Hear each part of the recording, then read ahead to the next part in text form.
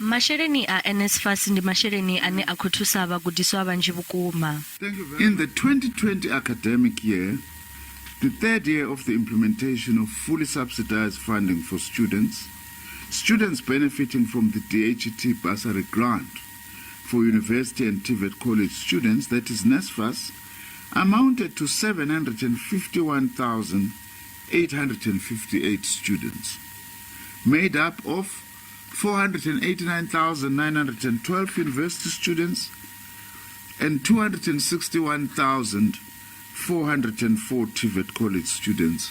Fhedzi hu na mbilelo ya u tsela fhasi ha tshivhalo tsha khumbelo dzi bvaho kha vhagudiswa vha re na vhuholefhali. The NSFAS and Department of Higher Education and Training Disability Fund is aimed at providing financial support for students with disabilities who are financially needy but academically capable.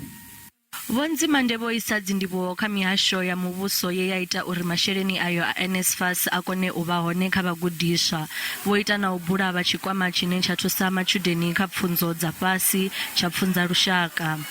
The total number of university students funded, including funding from other government departments, that is the Department of Basic Education Pfunza Lushaka Bursary Scheme, the National Skills Fund and the SETAs, increased by 45.4% from 346,966 students funded in 2018 to 504,366 students funded in 2020.